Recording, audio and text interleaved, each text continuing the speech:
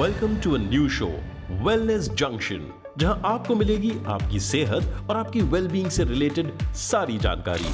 फिर चाहे बात डायबिटीज की हो, वेट मैनेजमेंट की हो, कोलेस्ट्रॉल मैनेजमेंट की हो, जोड़ों के दर्द की हो या फिर इम्यूनिटी की हो, इस शो में आपको सारे टॉपिक्स की जानकारी और उनसे जुड़े सवालों के जवाब भी मिलेंगे। इतना ही नहीं, इस शो में होंगे doctors, physiotherapist, nutritionist, celebrity players और supplement and nutrition experts. In short, wellness junction है आपके हेल्थ एंड वेलनेस सॉल्यूशंस का वन स्टॉप शॉप। तो चलिए शुरू करते हैं, और आज का टॉपिक है इंडाइजेशन।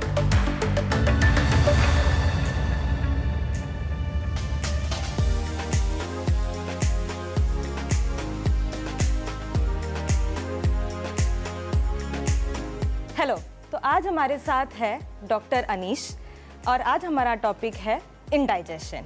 इंडाइजेशन से क्या कॉमन साइंस है? सो इंडिजेशन काफ़ी कॉमन डिजीज़ है।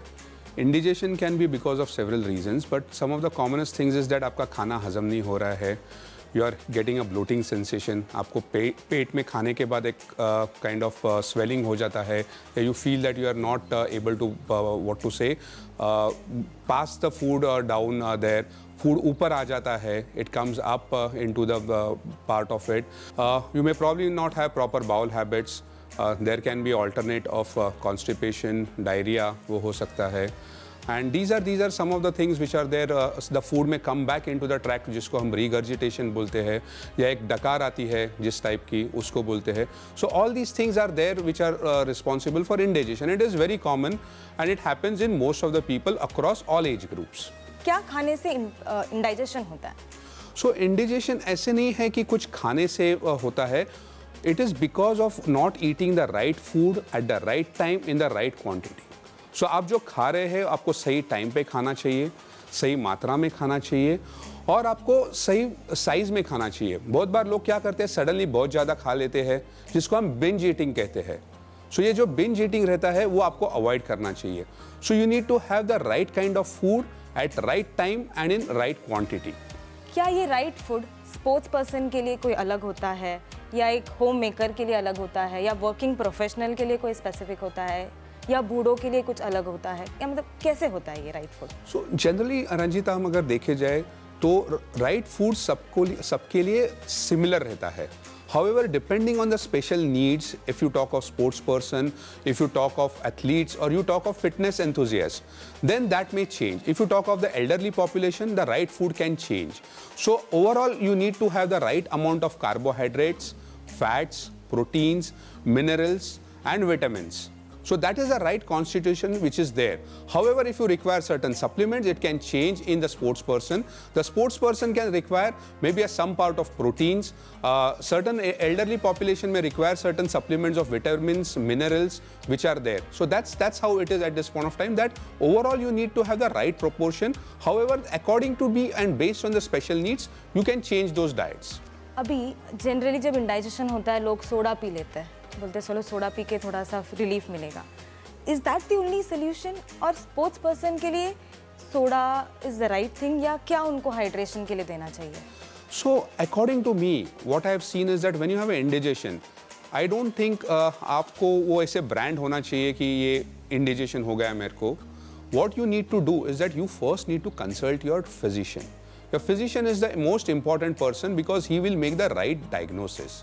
And that's because the indigestion can be related to certain underlying symptoms, which is hyperacidity also. And therefore, you need to take care of that. So therefore, just saying कि indigestion हुआ, generally मैं soda ले लूँगा या ये कर लूँगा, is not the right way. You need to, if it is happening again and again, if it is happening repeatedly, there may be underlying disease. Therefore, you need to take medical help. अभी अगर आप देखोगे down south में तो लोग सबसे ज़्यादा carbohydrates खाते हैं, तो उससे उन पे कोई इंडाइजेशन का असर हो सकता है? जैसे मैंने पहले बताया कि आपका राइट टाइम पे खाना ज़रूरी है, राइट कॉन्स्टिट्यूएंट्स में खाना ज़रूरी है, और राइट साइज़ में खाना ज़रूरी है।